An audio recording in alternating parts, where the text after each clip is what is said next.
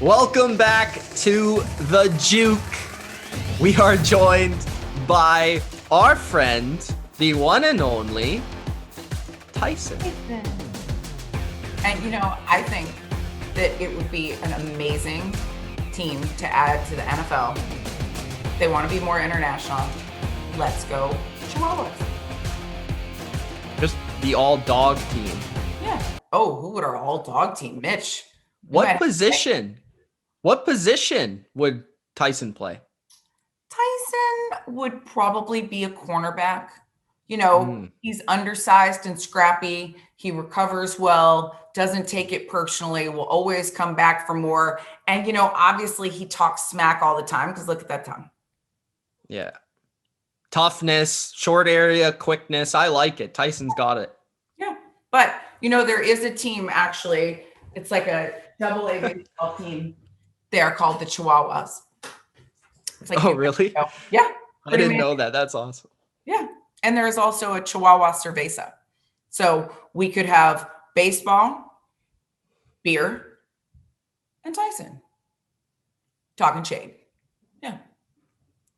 In 2021, the NFL, we know every season, there's players that are on the hot seat. There's players that have something to prove, need to have a good year for whatever it may be, contract year. Maybe they're a rookie that needs to play better. Maybe they're a veteran who had a down season.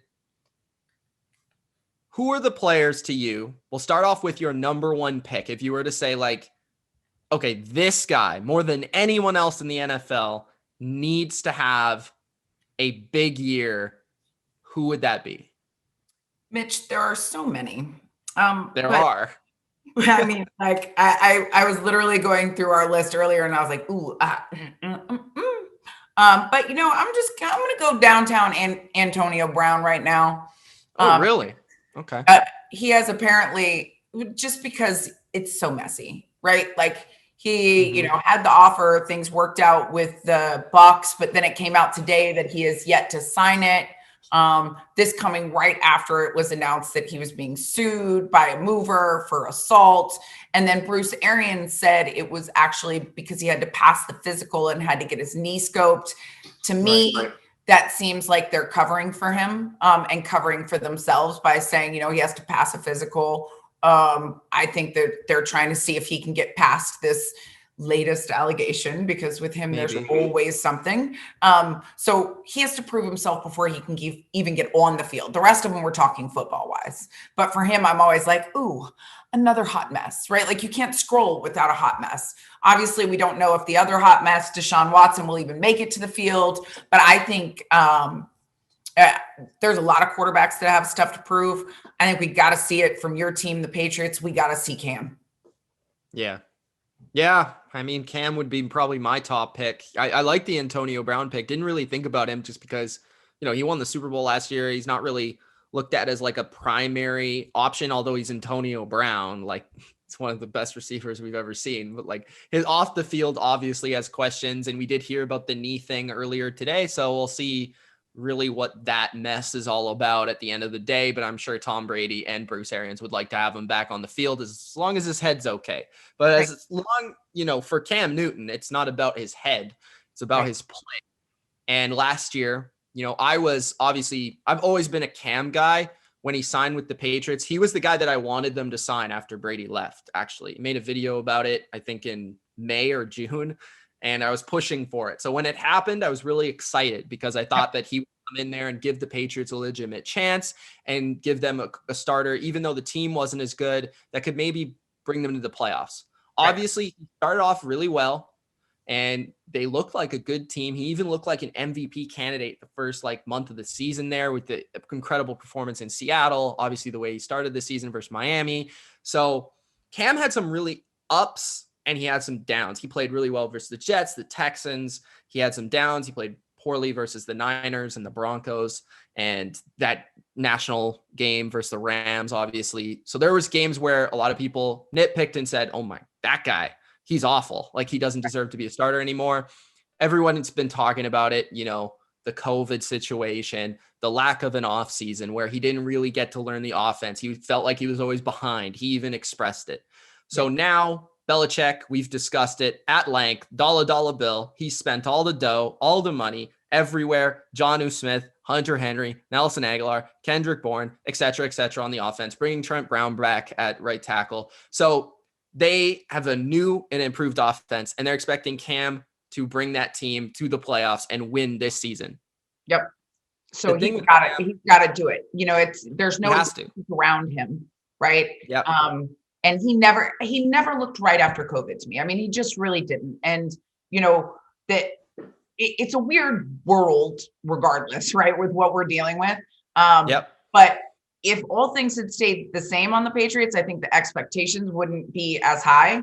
But with that spending in the offseason, the Patriots have done their part, right? It's like the reverse Rodgers, right? Like it's almost exactly like it's like flip Rodgers scenario. Can you imagine if Rodgers was right now, like getting all those gifts? He'd be like, me, making it rain. You know, we wouldn't be talking about Aaron Rodgers if he was in the situation and had the team being built around him like the Patriots are. So Cam, you got to win. And we both know it. Like I'm team Cam. I love him. He's a friend. I want him to do well, but he's got to do it right now, because if he doesn't do it with all this, I don't think you can make the argument that he's a starter. Yeah. Obviously, I think if he's not back in the playoffs with this team and he's not putting up individual numbers where Cam is a big proponent, big reason they're winning, then yeah, I think they're going to move on to Mac Jones and it's just going to be the end of the Cam story, or he's going to end up going somewhere else as a borderline starter. But with Cam, I think this team, I think really, like you said, they offensively are so different from everyone else in the team, just in the league, the way that they can attack you. And that's why I'm really fascinated to watch the Patriots this year, because of the two tight ends and because of their more old school power running approach and what Cam can do as a runner. That's what I thought gave them an edge last year. But you add actual receiving threats on top of that, and it makes them more dynamic. And if Cam can deliver as a passer, can learn that offense, then he has a ceiling that not a lot of people are talking about. I feel like a lot of people are looking at Cam as a guy, okay, maybe he's the starter for this amount of time, and then Mac comes in, or you know, he could be okay at best. But I don't think anyone is really talking about, and this is almost where I feel Bill Belichick might have been like, you know what happened with Cam last year might have not been that bad of a thing for us, because we got to sign him for $5 million and we got to add all these players. And if we do get absolute max Cam Newton, then hey, we're a Super Bowl team. Like, we're not just good, but we're really good, because this guy obviously has a ceiling that not many other quarterbacks have. So that makes Cam Newton probably one of the most fascinating players entering this season, because of the range of outcomes that could exist for his play. So, and a pissed off Cam Newton is a dangerous Cam Newton, right? Like I told you, I've played kickball with that man, and he comes to Timberlands and he gets the whole team going. Like, you know, some people don't know how they feel about him or what he's like to be around. He is magnetic, right? Like, he is a big kid who is seriously good at being seriously funny in situations that other people would flop on. Like, he literally had the whole team doing spirit fingers. I probably have video of it somewhere, to be honest, right? Like, we're cheering for everybody, and, you know, he really is that guy. So for the people who have questions, and I know there are always questions, mostly about his wardrobe, but he really is authentic in everything that he does. So I like pissed off Cam Newton. I like competitive Cam Newton. I think he needs to bring those Timberlands and kick those haters to the side. That's what I think. Yeah, it was not the off the field, because the team bought in, the leadership was there. The coaches obviously bought in to bring him back. It's just a matter of the play. Another quarterback I would look at that I'm sure is on your radar, you know him as well, is Jameis Winston. Jameis Winston, this is the year to prove if he can still be a starter in the NFL, period, point blank. A lot like Cam, where, you know, former first overall pick, high expectations, hasn't had the success Cam has had. He's not the legend Cam is, but obviously we've seen the talent. And now he goes to a place with Sean Payton where he's taking over for Drew Brees. And there's not a lot of pressure on him, to be quite honest. Like, there's pressure on him to be that guy after Drew Brees. But everyone looks at the Saints and says, oh, okay, the Bucs are in their division. You know, Drew Brees not there. They lost some players. Like, they're not expected to be this great team they were. But if he could take them to the playoffs even and be a winning team, I think that he would be majorly successful and people would look at him as a success this year. What are your thoughts on Jameis Winston proving it in 2021? Yeah, I think he's got to prove it, right? We all know that it was hard for him to get signed coming off the Buccaneers, you know, and it was the interceptions question. You've still got that question, but thankfully, you know, his thumb is fixed now, his knee is fixed. He hopefully his eyes are fixed, right? He hopefully won't have 2 deaths in December in his close family, and he had LASIKs, and he's had a year to be mentored by Drew Brees, and he's had a year to learn Sean Payton's system. He never got that, right? Like, when he came out of Florida State, he was 20 years old, and he was expected to be the guy. And he was expected to be the guy on a team that was not the team. And they did not have the coach, right? So he really got thrown to the wolves without having, you know, the benefit of that quarterback mentor, that coach that could really build into you or build around you. And then he kind of got shuffled with some other, you know, garbage. And then, you know, I mean, we all know I didn't like the narrative that Tampa Bay brought out. I thought they could have actually given him context and, you know, had his back a little bit more in that transition, not have left him, you know, hunting for a backup position. And yet I do think it's the best possible place, right? Because to have gotten into that situation, to have earned the trust of Drew Brees, you know, you saw the love with Sean Payton because he let him come in and throw a touchdown. I mean, that was big, right? Like, and that's really symbolic and powerful and important. And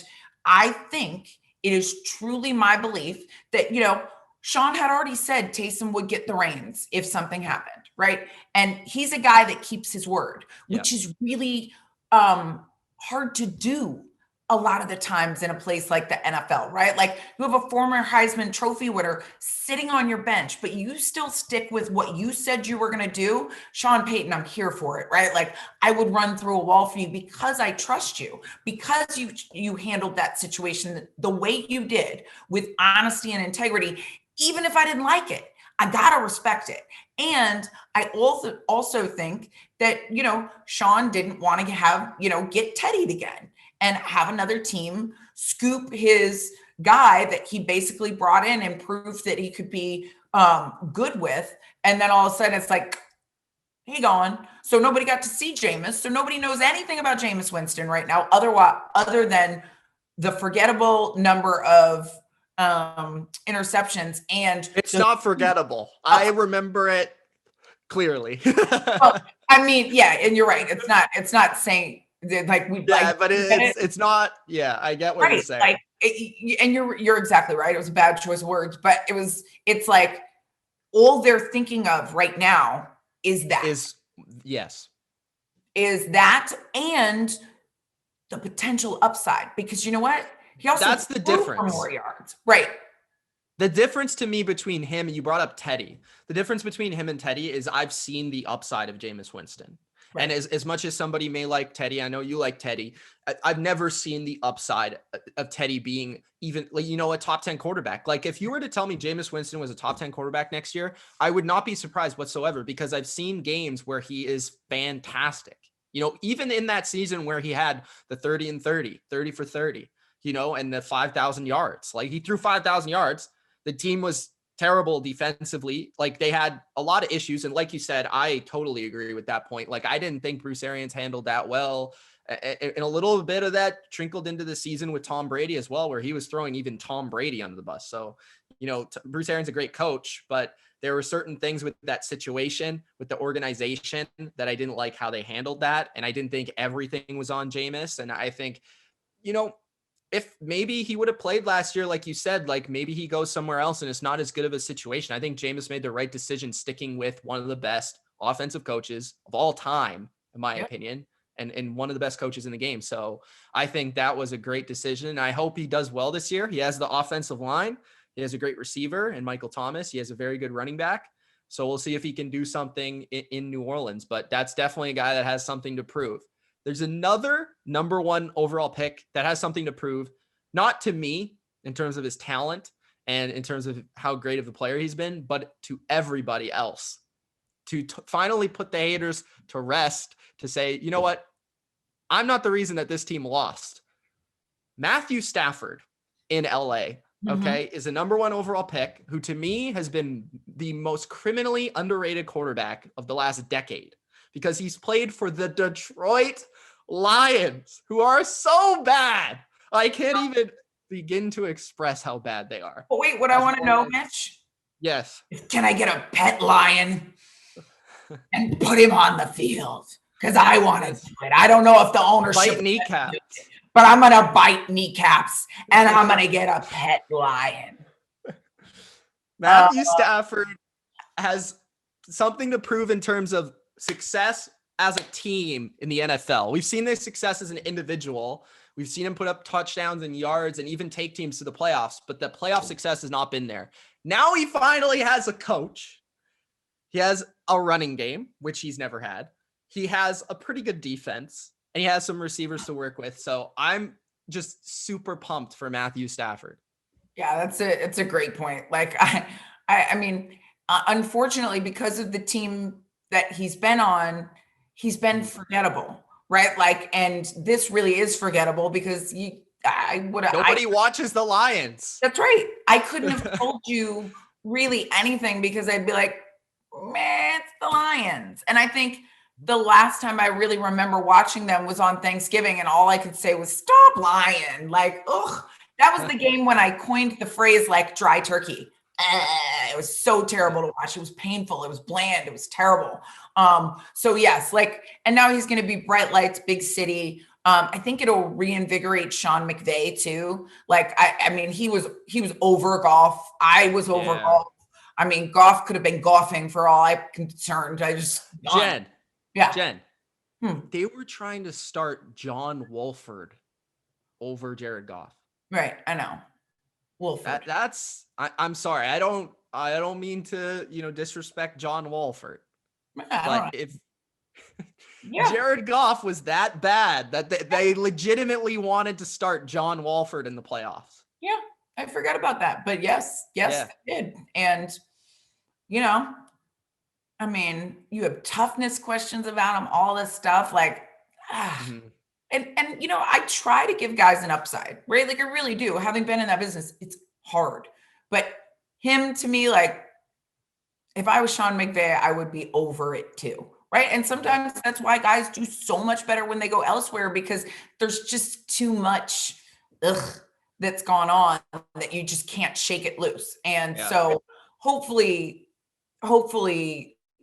it'll be better on both sides, but I still do want to know about the lion on the sidelines. Did you hear that? No. Are they actually going to have like a lion mascot or something? The coach asked if he could get a real lion. That's why I brought it up. If he could, we don't know yet. It was pretty intense. Right. We don't know yet if it was a joke, but seeing as how he wanted to bite kneecaps, I don't think anything with Dan Campbell is a joke. No, and honestly. I don't actually think you're allowed to joke yet, because right now you just are a joke and you're in a team that was a joke. So maybe lay off the funny attempt, because win some games and then you'll have some street cred with us, right?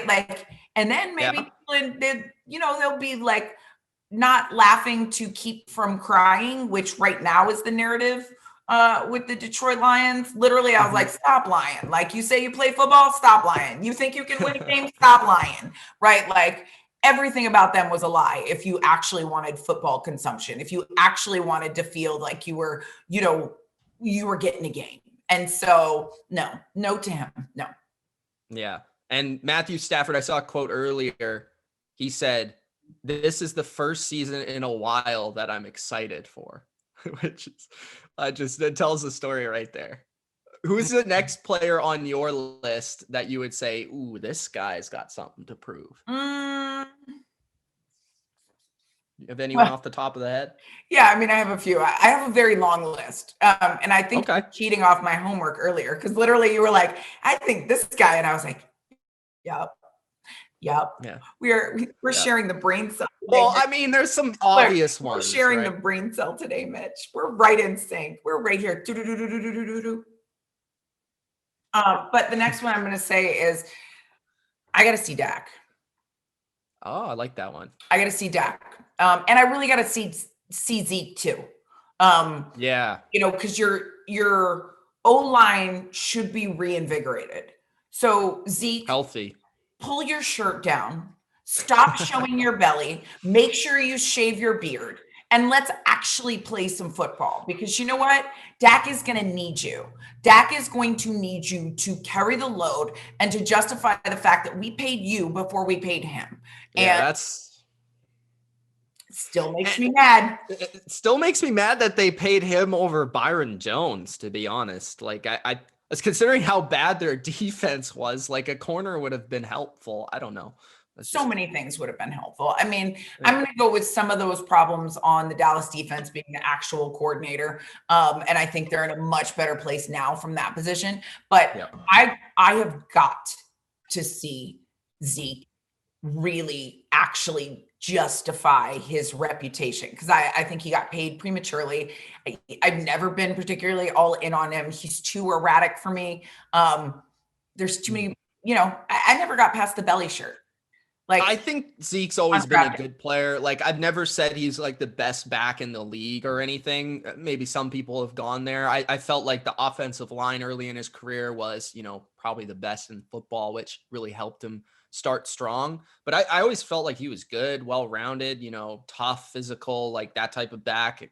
But every year it feels like his play has dipped. The explosiveness, it's dipped. The effort. He just doesn't feel like a guy that puts in that Frank Gore level, commitment or whatever. But we'll see this year. I mean, especially because the offense isn't on Zeke's shoulders as much anymore. It's more of it's Dak's offense. Like they want him to throw for 5,000 yards, like he was on pace to do last year.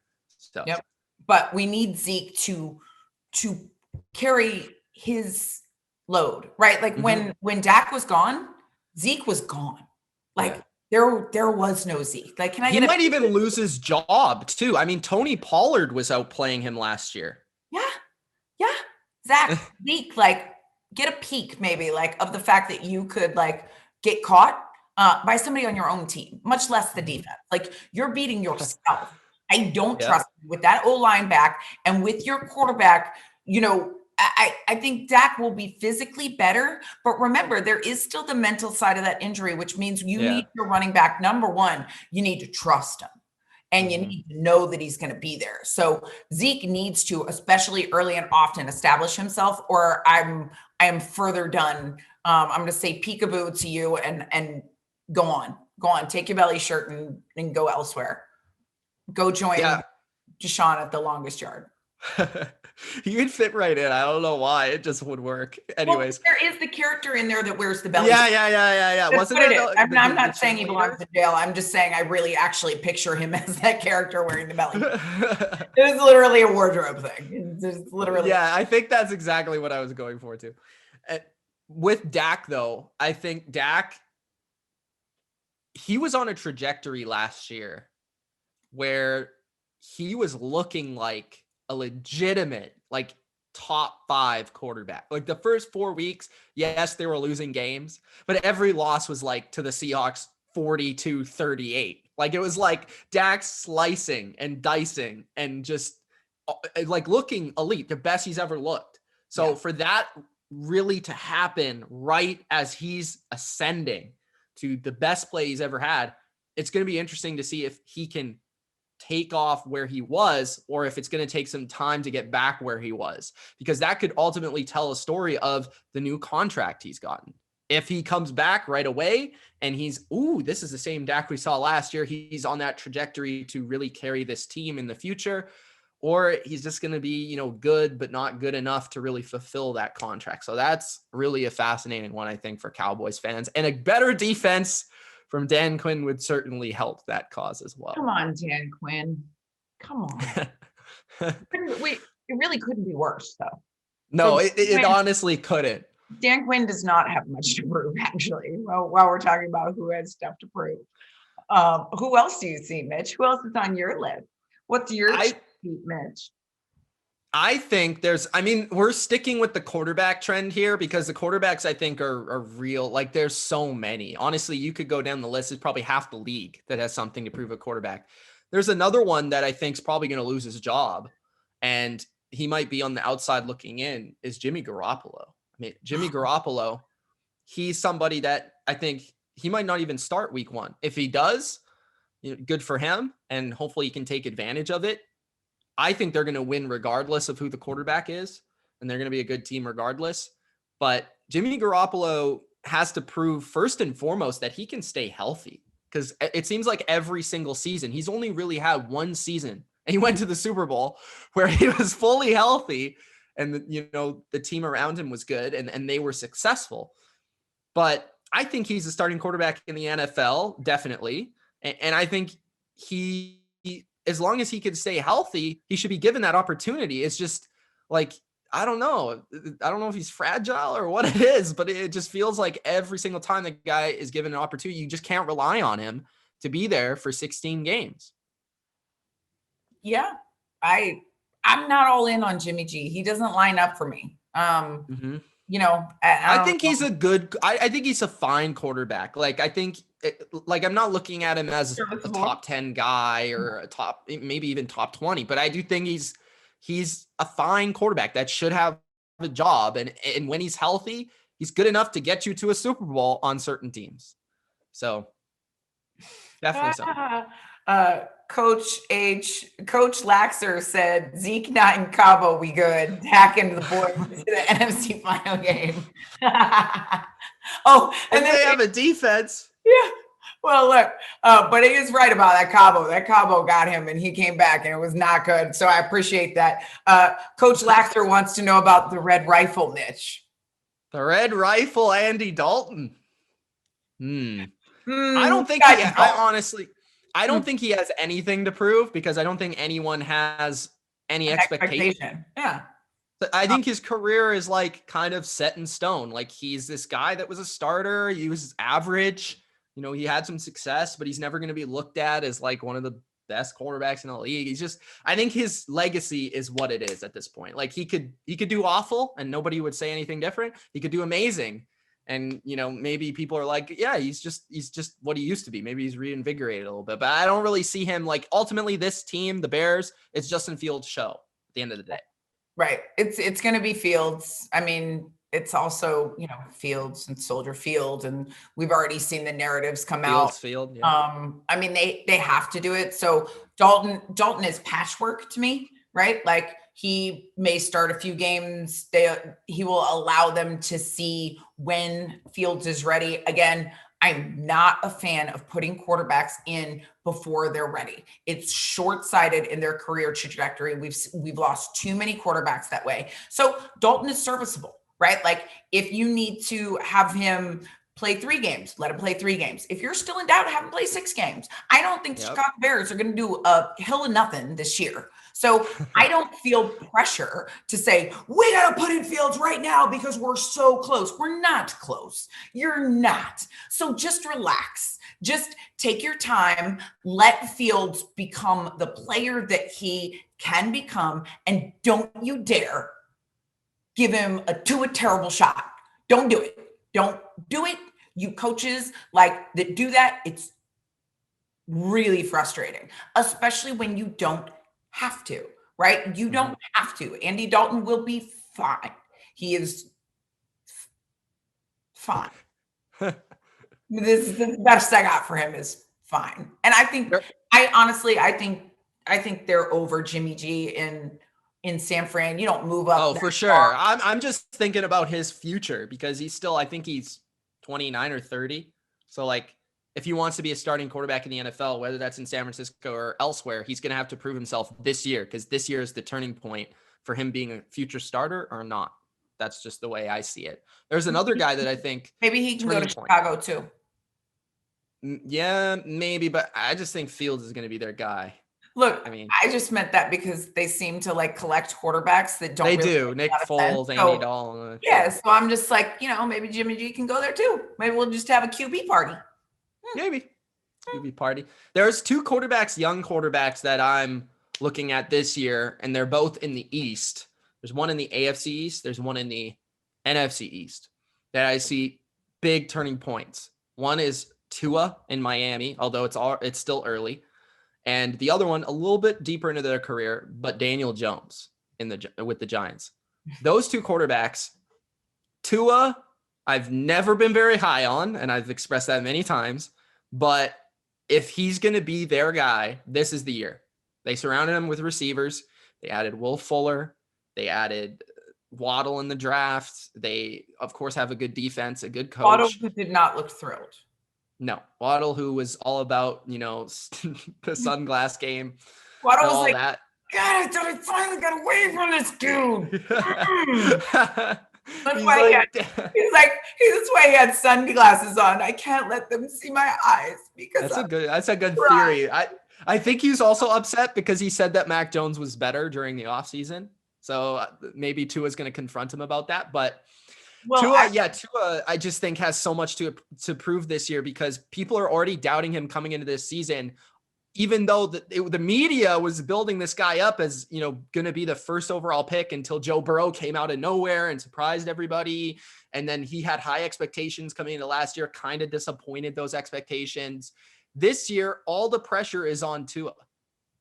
Oh yeah. I mean, and the Dolphins did him dirty last year. You don't do that 2 steps forward, 1 step back, icky. It's not the icky shuffle in that case, but it is icky football, right? Like it's just, I mean, I know they wanted to sell jerseys. I know tuna is close to, Florida, and it's actually what, dolphins can eat, and, they hang out near it because of the bait fish and stuff. And, but nothing about that made sense. You had a guy who was winning, and then you put in another guy. You had a guy the locker room felt good with. You put in another guy, and then you That felt to me like a situation where the front office and the coach were in some sort of disagreement because it almost felt like Brian Flores was going to play the quarterback that he felt was best for the team, which I think was Fitzpatrick. Yep. And it felt like the front office was forcing him to play Tua. Do you agree with that? I mean, it happened somewhere. The pressure came from somewhere because what he did in the game when they put him in, and I always like to give coaches the benefit of the doubt, right? Like I was like, I don't like it, but maybe they know something I don't, right? Before we saw how it went down. And then it went terrible. And then you actually could have you did a little something, and then Fitzmagic gets COVID, and then you just right, like it was just all messy. And so Tua is now leaving a bad taste in his mouth for everybody. It's like, ugh, God, that guy, right? Like, why do we have to do it? Our season went the way of what you did with him. And now, have you seen that your toy that was maybe or maybe not broken is now broken? Like you shook the box too hard. And once you shook the box, you actually broke it. And or proved that it was already broken, right? Maybe it was never that good, but it would have been too early to say that had they not done this terrible to a 2-step. So we have to see what that's going to look like. And you're right. It's if he doesn't do it with Waddle and some of that, I'm done. I'm cutting bait. I'm cutting bait onto it. Again, like you said, you were never in on him. I was never high on him. I kind of didn't get it, but okay. I always imagine, having been on the coaching side, that they have a plan and that they must know something they don't. That's just me. You have to assume that. No, I agree with that notion. It's like you have to assume that the coaches know because they know the guy, they know the player, they've seen him in practice countless times. We have not. So you got to think that at the end of the day. Absolutely have to think that. But have we seen that? Nah. No. We can only judge what we can judge. Right. And what we've Speaking seen. of Joe Judge, and the Giants have a decision to make with Daniel Jones. I think this could be the season for Daniel Jones. I actually really do. I've liked, for the most part, what I've seen with Daniel Jones. There's been a lot of ups and downs. It's been a little erratic, a little chaotic. He's turned the ball over, but he's also made big plays. And that's the thing to me is like Daniel Jones, I've seen enough positives where I'm willing to like jump on the bandwagon a little bit, where I'm like, I see this throw, I see this run that he makes where he trips on his face. But, like I think now with just the defense they have, the coaching staff in his second year, Jason Garrett's offense in his second year, getting Saquon back, who's another guy that has something to prove, and getting Kenny Golladay and our guy Kadarius Toney, and just they've put an offense around him that I think now it's his time. It's his third year. It's that time to jump off and become the quarterback that the Giants need him to be. I think maybe it's time for you to jump off him. Okay. I don't see him. I have not seen him. That's why I was making faces. I wanted to let you have your rant and your moment because we can disagree though. That's right. Perfectly fine. Because it was well put together, and I hear you with the other components when it comes to the Cowboys, and I actually really want Jason Garrett to do well. Everybody who knows him loves him, like really smart guy, and all of this stuff, right? And I like Golladay, and I Barkley being back. I don't like Eli 2.0. And I can't even call him 2.0 because he might be 0.2, right? Like, I don't even think he lives up to Eli, right? Eli won 2 Super Bowls. This guy. Eli's a borderline Hall of Famer. So if he were to be Eli, then he's probably pretty good. Right. But look, that's why I said 0.2. I didn't want to say 2.0 like he was better than Eli. He was bad. Maybe he's bad Eli. Yeah. Right. He's maybe bad Eli. Exactly. But like, and still, Eli was not my favorite. He was inconsistent. That's right. He was not that guy I want to go to war with. And that's what I want. Like, I want that, trench battle guy. It doesn't mean he's always there, but I always trust that he is fighting as hard as everybody else, right? That he instills confidence and swagger in other people. Never picked up some swagger from Eli. That's what I'll say though, Jen, to just counterpoint here is, yes, he doesn't have the swag. He doesn't have Cam Newton swag. Okay. But when he's on the field, Daniel Jones and Eli, there's a reason those teams won Super Bowls. It's because what I see in Daniel Jones is similar to Eli, where yes, they're not loud, but they take hits, they're tough, and they make throws under pressure when they need to.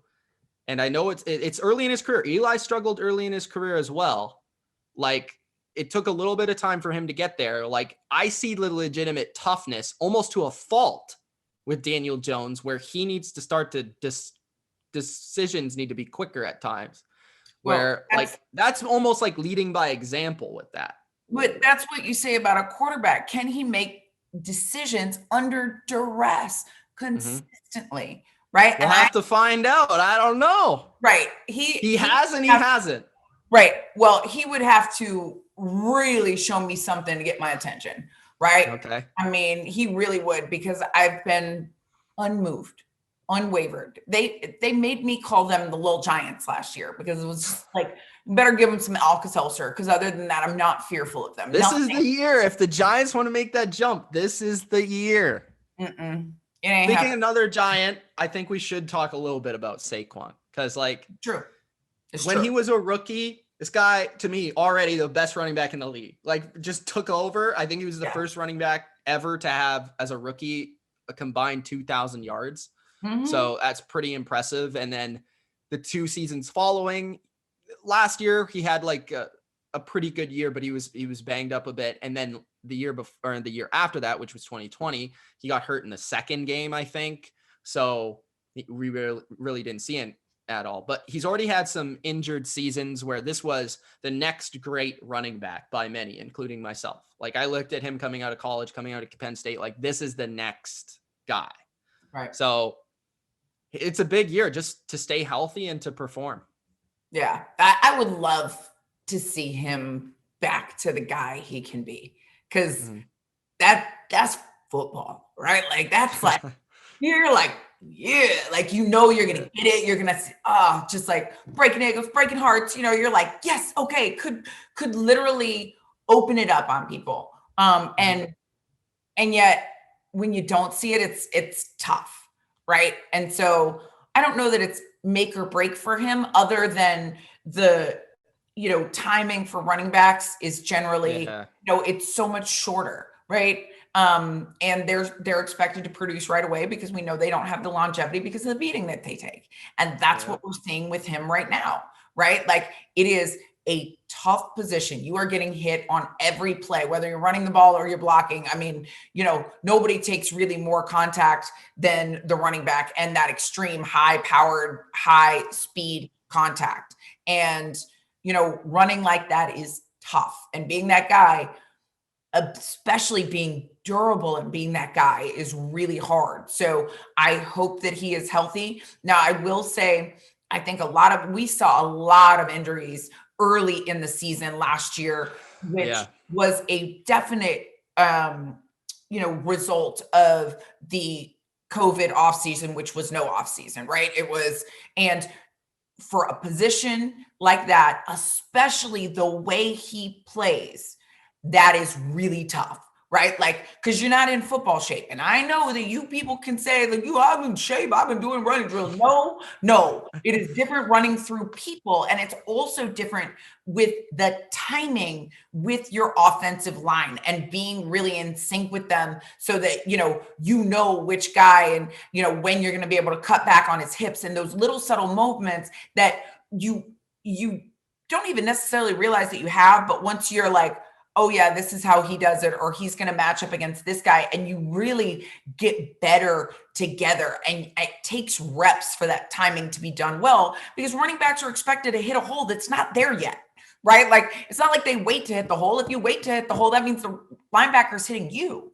And so I think, with the amount of injuries that happened so early last year, that really is a matter of the offseason. And so let's hope that it was not indicative of his career trajectory. Yes. I don't know why I ever picked to say that word.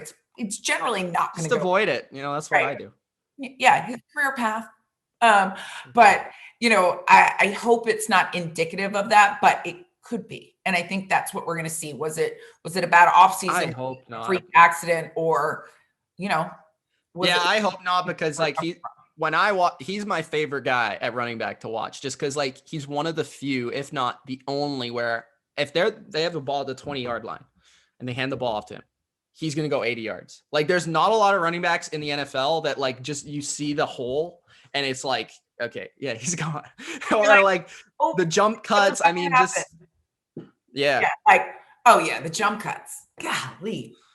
Oof. He's known to have some of the best quads in the NFL, and I'm not sure if you saw Mike Davis.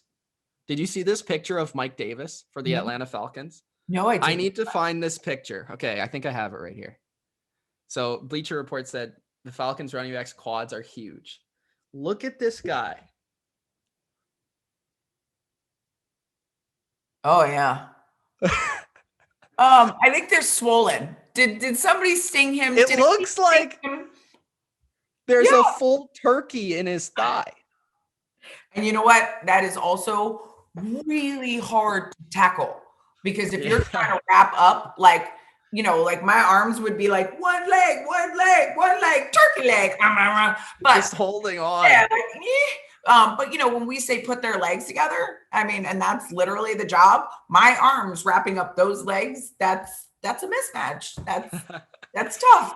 Yeah, maybe speak a little bit about that, just in the playing running backs, just the importance of having the lower body. It's something that we don't really talk about, because it's like a physical attribute that if like you wouldn't really think about. But running backs, they have those lower bodies where it's just like they can take that beating, right?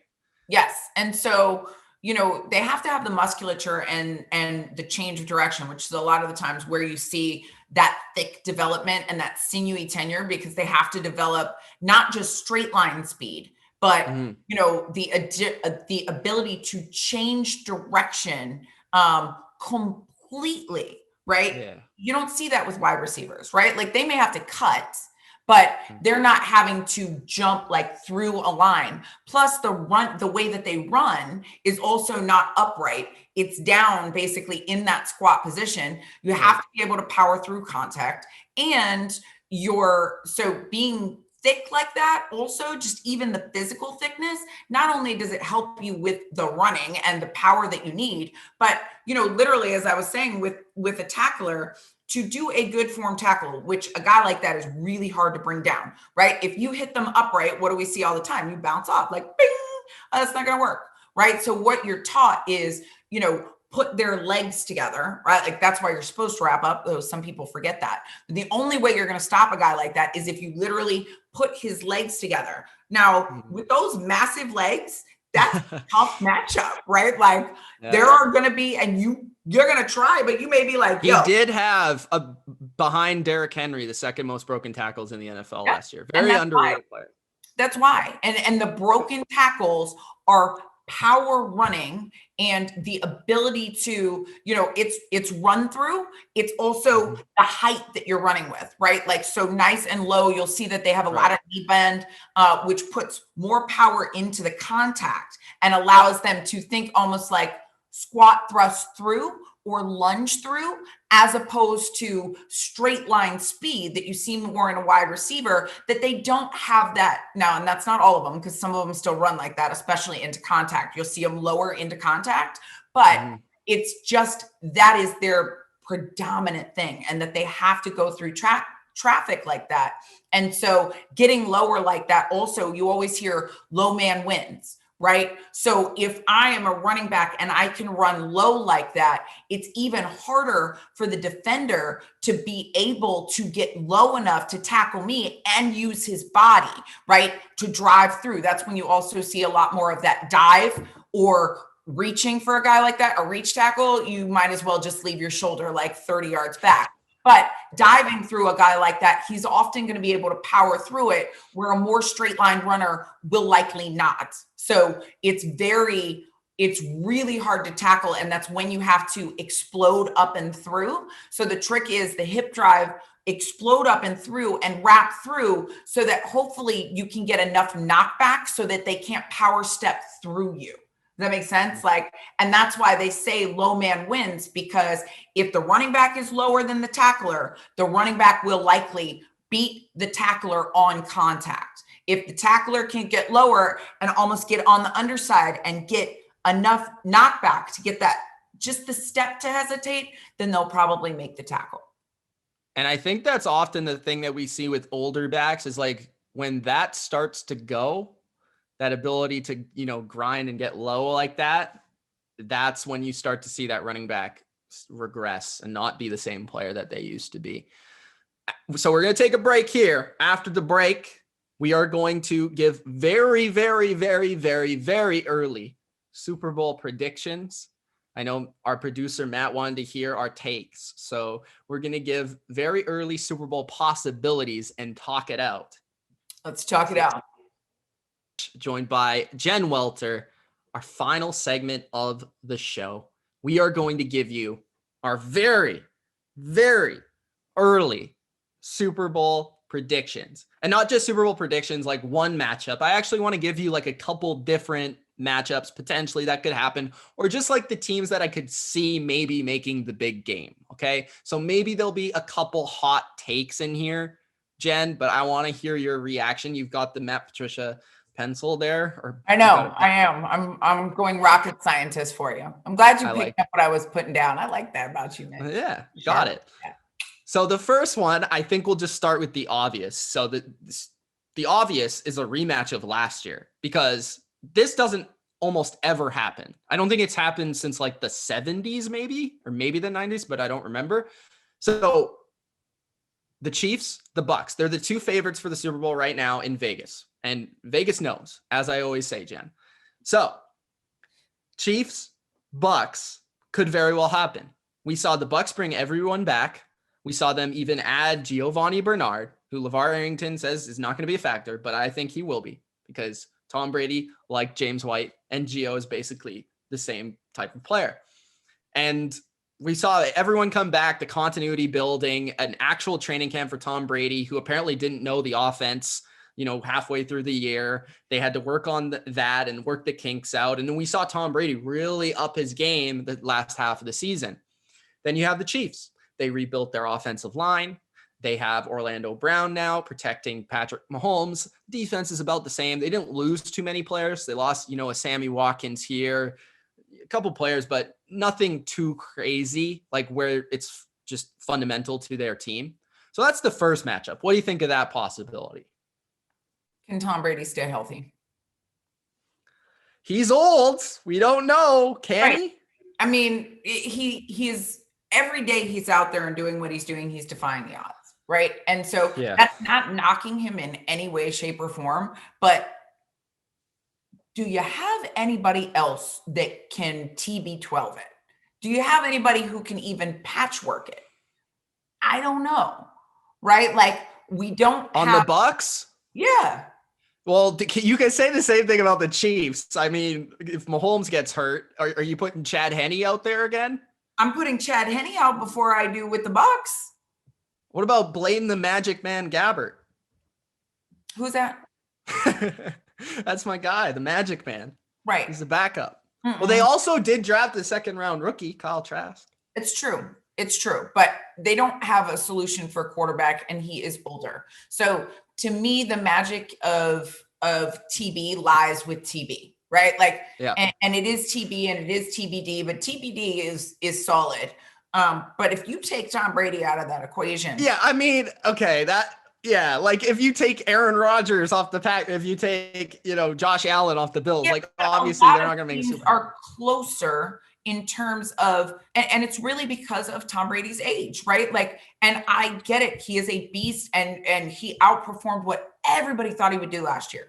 But age is a factor. Now he plays faster with his cognitive processing. And thankfully they have done the two tight end set and they have gotten better on the O-line. I think that Tampa has done a really great job of putting every element that they could in place to protect Tom Brady and to try and repeat.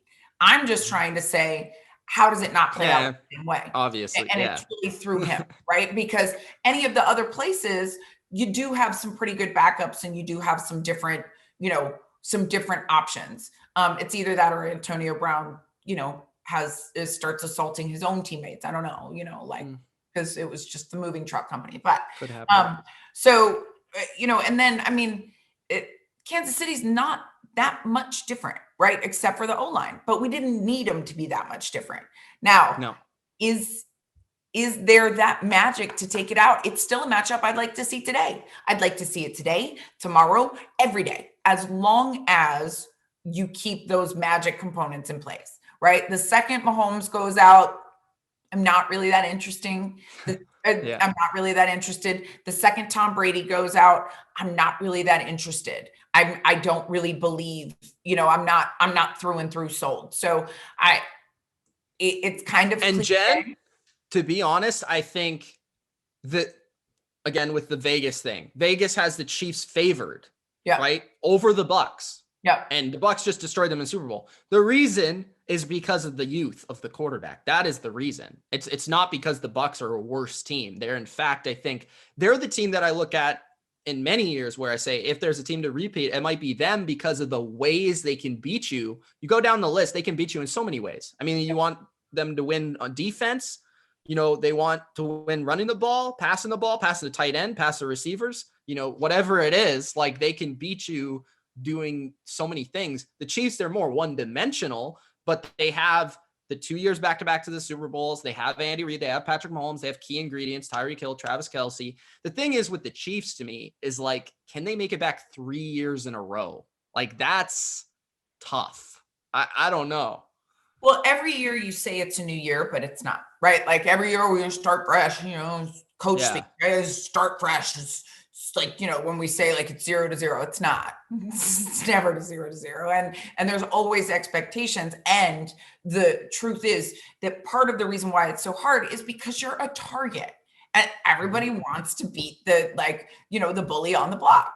Now, we know the formula for beating the Kansas City Chiefs because we saw it from TBD. So if you can attack that O-line, things go bad because it's not multiple. Like you said, it is relatively one-dimensional. I think they need to do some getting better to really be able to offset being so one-dimensional, which kind of before that, it was like, oh, we have the phenoms everywhere. So even if it is one dimension, we're going to play it our way and we're going to do it, do it big.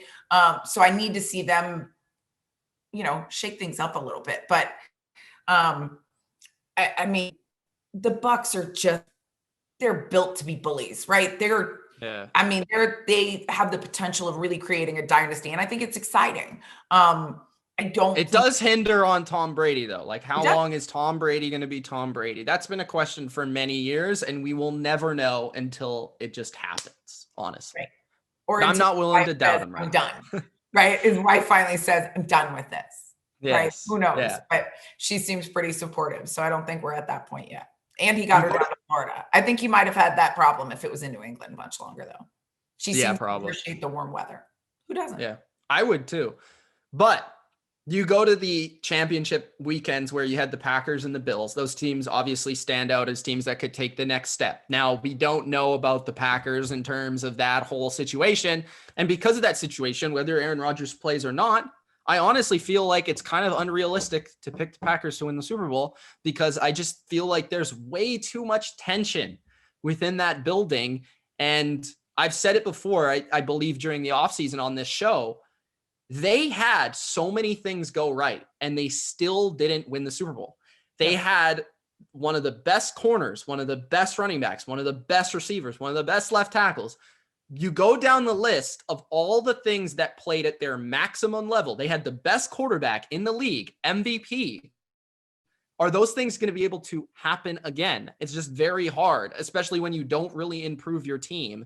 So yes, could the Packers? I wouldn't rule it out because they have, Rodgers and a very talented team, but it would have to replicate what they did and then get better.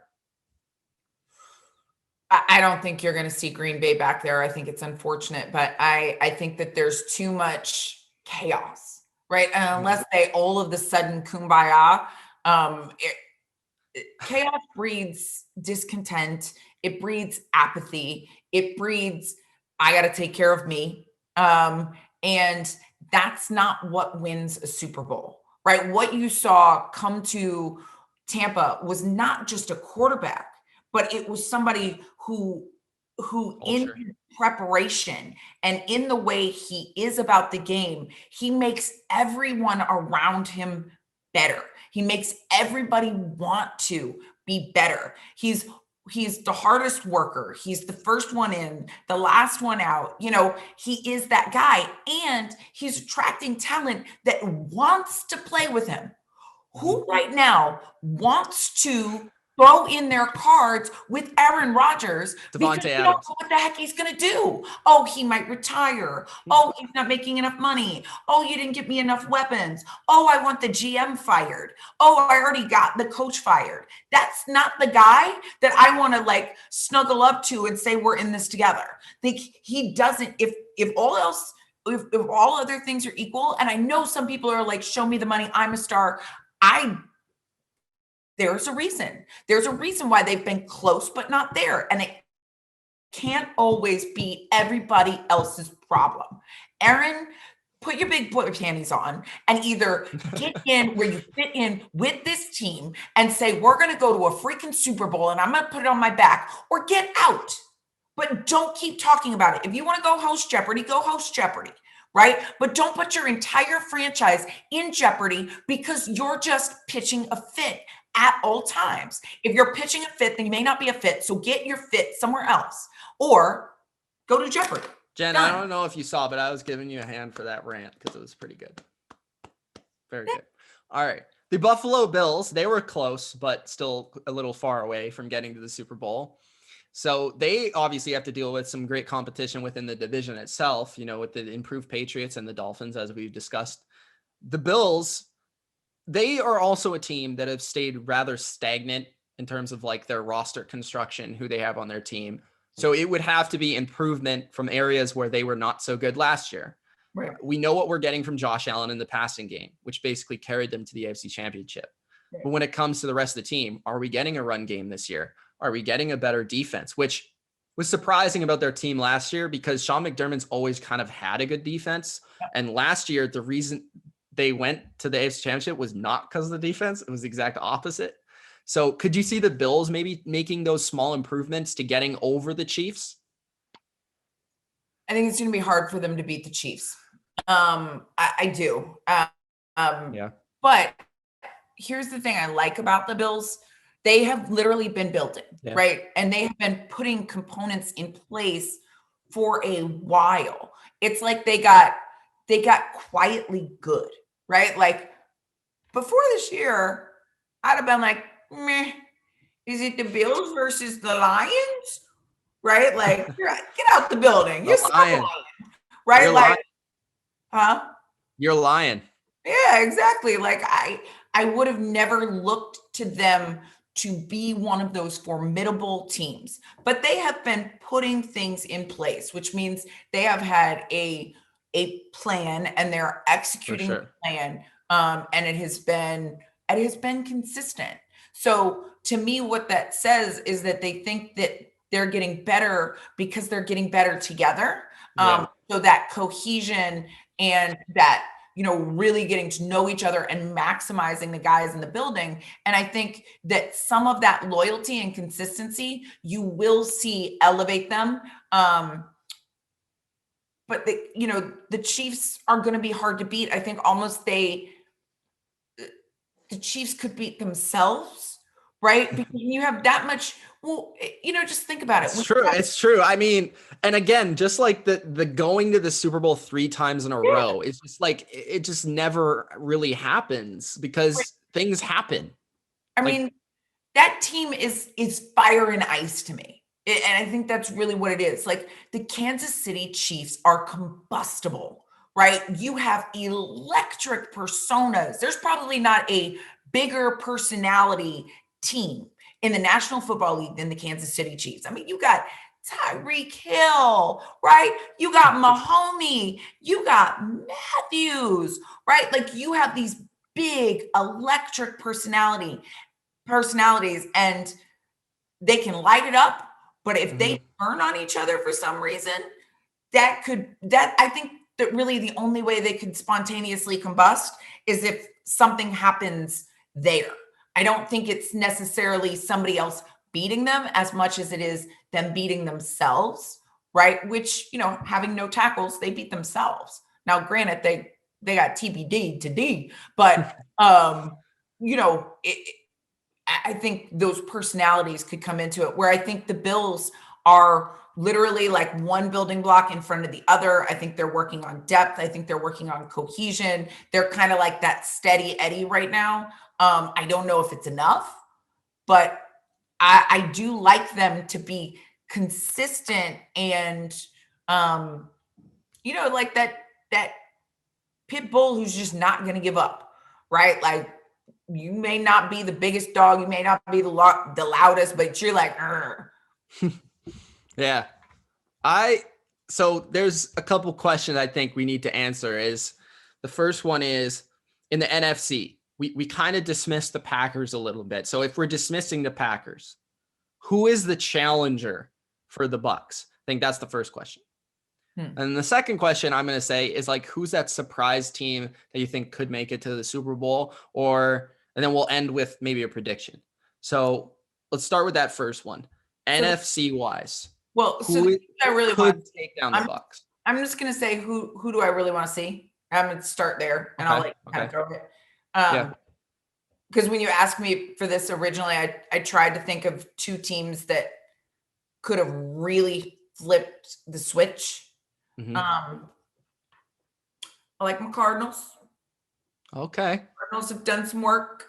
Cardinals with that improved defense, more Kyler, really coming together. Still got D-Hop. They could be interesting to me.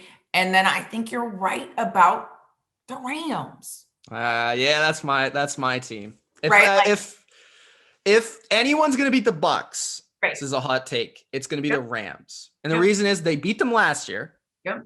I think McVay obviously did some things in that game that I really liked, what they took advantage of in that game. Even with Jared Goff at quarterback, I felt they had a beat on that defense, on that Todd Bowles defense. And with Stafford at quarterback, I think that can only improve. I'm a little worried about some of the pieces they lost on defense, but when you have Aaron Donald and Jalen Ramsey, I think you should be fine. So they're that team that I see maybe replacing the Packers in that NFC Championship. Yeah. But I like the Cardinals pick. I think that's maybe a little hot, but you can see it. It is a little hot because, again, they're another kind of fire and ice take, right? Like they're high flying or free falling, because you have so many big personalities and you do have wild card factors like a Kyler Murray, right? Like he's dynamic. He also just say, I decided I want to play baseball. Right. Like you also have like, okay, what JJ Watt are we getting? Like, is Chandler Jones the same guy? You know, there's some question. But if they fire on all cylinders that they have, they're for the first time really since they lost to Cam and the Panthers, they're scary again. Right. They're scary already, but they could be scary good again. So I can't wait to see it. I also think that, time on task with Cliff Kingsbury, now you're going to start to be more in your rhythm and some of those things. You got Buda Baker, who's just, he's also baller. Yeah, he's also a baller. So I think that they're going to be really interesting. So I want to see what they do. And then I want to see the Rams. What about the Seahawks, Mitch? I know you hate the defense. I will never rule the Seahawks out because they have Russell Wilson, and I just can't. I think pull them out, but I think they're kind of like we've talked about this. I think they're kind of capped. Like I think they get to a certain point, and that's as far as they go. I feel like it's the vanilla. Like I like Pete Carroll, but it's like the vanilla schemes. Like I feel like they never really have that coaching advantage in the big game. I still think they need better defense up front to get the pass rush. Even the secondary is a little worrisome. And you always worry about Russell Wilson getting hit and sacked multiple times in a playoff game like we saw last year versus the Rams. So I could see it because they have an explosive element and a quarterback that you would not rule off. But I think there's teams that I like more. That's the best way I would put it. There is a team in the AFC that I do really want to mention here that I think actually is going to be really, really good this year. I wonder if I know where you're going with this. It's not my team. Okay. Even though I do think New England's going to be good, but it's not my team. I'm going to write it down so that you don't think I'm just co-signing. Okay. Let's see. Because there's two teams I have in my mind that you could be. All right. Okay. What is it? Okay, I'll say it. The Cleveland Browns. I said Browns and Ravens. Yeah, it's the Browns to me. Yeah. The Browns, they took this step last year to getting to the divisional round. A lot of people didn't think they'd even beat the Steelers. They did. Their offense, I mean, they've got arguably the best offensive line. They've got a great running game, two great backs. They've got tight ends. They've got hopefully Odell healthy and Jarvis Landry and Baker taking that next step, second year in Stefanski's offense when you look good in the first year. The defense is so much better now with all the additions to the secondary. You have Myles Garrett, who's a game changer. They seem like the team. If anyone is going to beat, I know we like the Bills, but if any team is going to beat the Chiefs, I think their combination of their ability to run the ball, control the clock, but also put up a lot of points.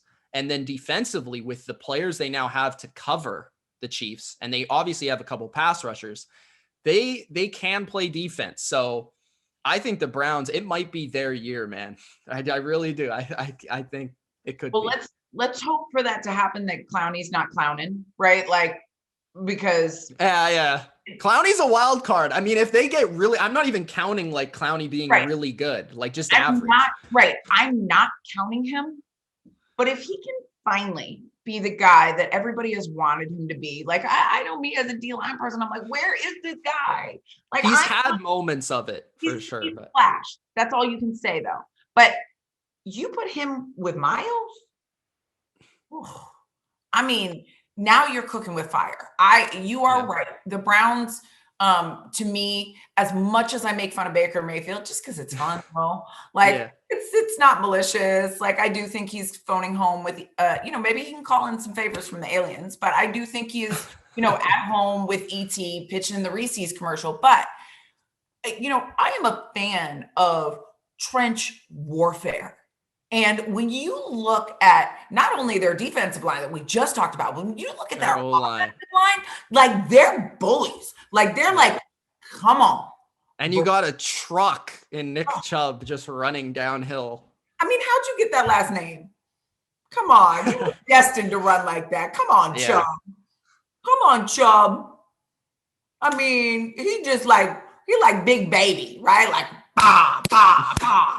Behind trench warfare, right? Like he would be good, but behind that line, like, dang, right? It's scary. And then, yes, you are explosive. You have great weapons that you can get the ball to.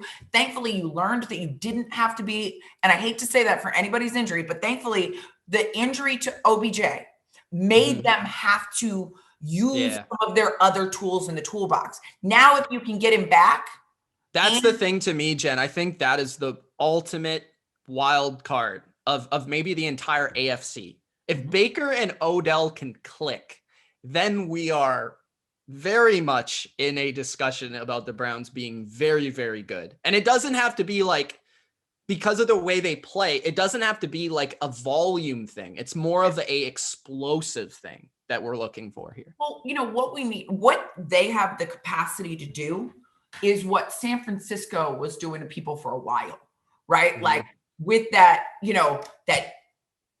huge check and we're just big boy and we're running the ball once we get ahead, right? If you can be multiple enough to get points on the board and get a lead, then people have very little chance to take it away from you because of how dominant you can be on the run. And that run game, I mean, it's making you have to honor it. It's making you dedicate guys to the box to shut down the line, to take on that two-headed monster, right? You have to honor that. And then you're also going to get mismatches, in the passing game. But once you're ahead, the Browns are keeping it. Like you're done. And that at that time they become scary good. It's like what San Francisco did to the Packers, right? Like Packers, there was no way. Yeah, you have Aaron Rodgers, and yes, he can put on points, but he can't do it without the freaking football. Sorry, you just can't. No matter how good at a comeback guy you are, like if you don't have the ball, you can only do so much. And San Francisco did it really well, and that's obviously what Cleveland's building. I like them. I also do like the Ravens, as I brought up. I think finally he can throw to somebody. Right? Finally. Good for Lamar. Congratulations, Lamar. You got somebody to throw to. It's like, you got friends. Meanwhile, Aaron Rodgers is like, why does he get friends and I don't get friends? I want friends. Okay, Jen, so let's finish it off with a prediction here. A very early prediction. So my very early prediction, I'm actually going to say the Browns make it. And I'm going to say they face the Tampa Bay Buccaneers. Browns? That's my early prediction. What do you got? I do like that. I think it is entirely possible. I don't know if,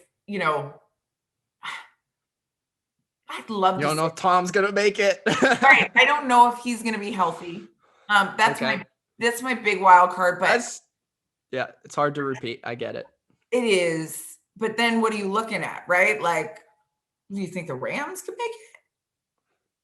Maybe. I mean, who else would there really be? I mean, you said the Cardinals, obviously the Packers, you want to throw in maybe like if the Cowboys can get their defense together. I don't know. You could throw in the Niners, maybe. No, here's the hot take. Niners get Jimmy G.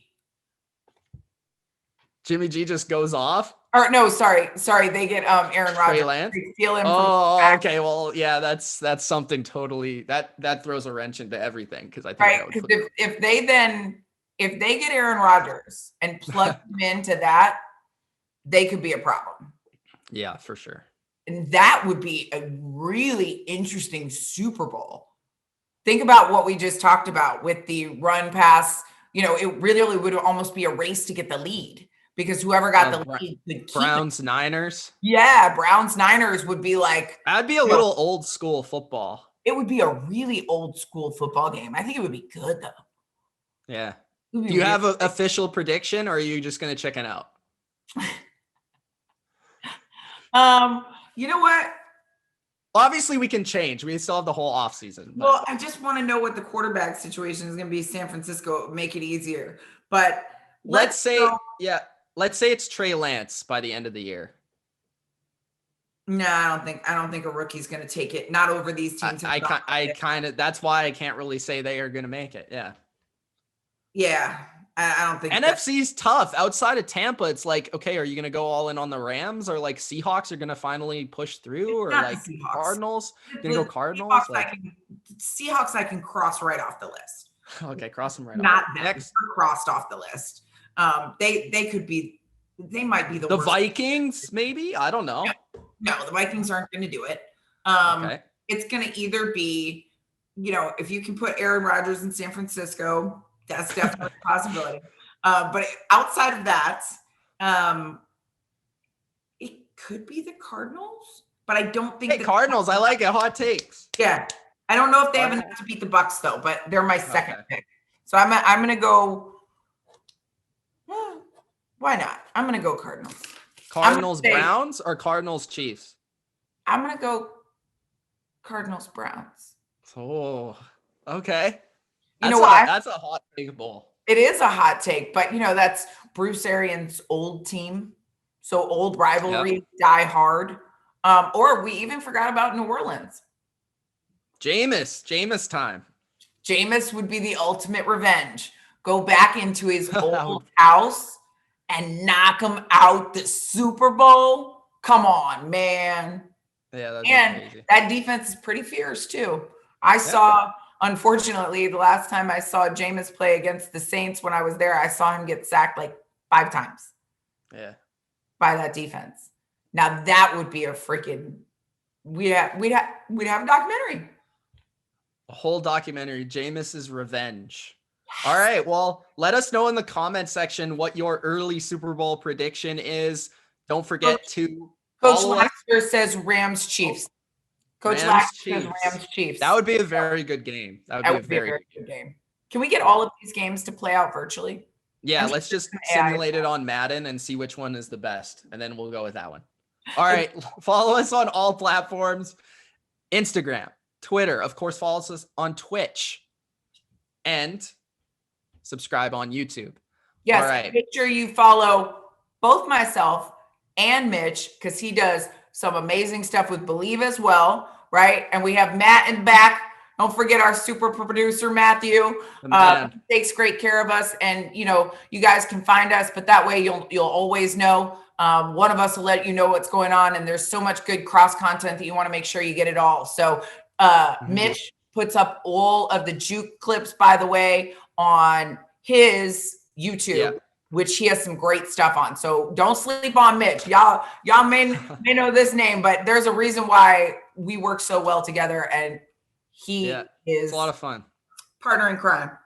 Also, Matt's still angry that we didn't include the Bills in the Super Bowl. But on that note, we will say goodbye. Sorry, Matt. I don't think they did enough. Not quite yet. Thank you for watching, and we'll see you on the next episode of the Juke. Peace. Peace.